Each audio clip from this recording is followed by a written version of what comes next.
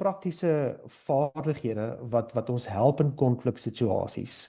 En ek wil 4 punte uitlig. Die eerste een is en weer eens John Gottman se navorsing wys vir ons jy het 'n breek nodig as dinge so warm word. Jy het amper 'n stopteken nodig en sê gee my ten minste 20 minute. 20 minute is belangrik vir jou liggaam om werklik te kan kalmeer, om rustig te word. En dis nou nie 20 minute wat jy daar op en af gaan stap en nou gaan dink aan teenargumente nie. Inteendeel, dis nou wat jy regtig nodig het om te gaan ontspan, om af te skakel. So met ander woorde, gaan stap, weet, kry vars lug.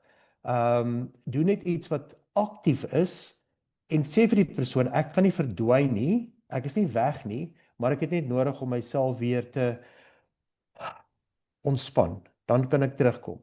So dis nie 'n ontsnapping nie, die belofte is om terug te kom. Die tweedens dink ek, dit is belangrik om te kyk na die taal wat ons gebruik, want as konflik intree, dan word ons baie maklik vasgevang in hierdie jy-taal. Jy maak my altyd so kwaad. Jy doen altyd dit. Is jy alweer besig? En dit is so belangrik om te skuif na ek-taal.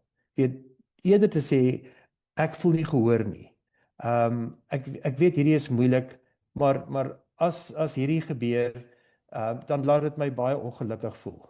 Of weet jy, ek besef hierdie is vir jou ook moeilik en vir my moeilik. So om daardie verantwoordelikheid te aanvaar vir jou eie emosies of jou eie denke en die ek-taal help ook die ander persoon hoor waar die ander persoon is en hulle voel nie heeltyd soos die beskuldigde nie.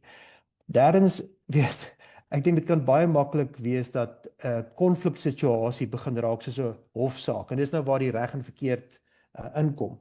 Want nou word woorde gebruik soos altyd of nooit en dit is weer petrol op die vuur. Jy onthou nooit nie. Of weet jy, ek het al hierdie keer vir jou soveel keer gesê en altyd het jy 'n verskoning. En ek dink die belangrikheid is weer, dit haal nou nie net 'n klomp ou koeie uit die sloot nie, maar nou moet die ander persoon skielik probeer onthou, maar wat het dan nou weer daar gebeur? Of hoekom was jy ongelukkig? Jy het my dan nooit vertel nie. Die belangrike is bly by wat nou gebeur. Bly by hierdie insident. En ek dink dan die vierde stap wat ook so belangrik is reguleer voor jy reageer. Byvoorbeeld, om te reguleer beteken jy moet net eers jou eie emosies weer rustig maak. En baie keer is dit baie basiese dinge wat nodig is, soos 3 diep asemhalings. En dis nie nonsens wat ons nou net hier uithaal nie. Dit is definitief iets wat jou parasimpatiese senuweestelsel, met ander woorde, daai gedeelte wat jou help om te ontspan, te aktiveer. Dit gee jou prefrontale korteks, daai deel wat redeneer, 'n paar sekondes om net sin te maak van wat nou gebeur en dinge soos asemhaling maak regtig 'n verskil fisies ook.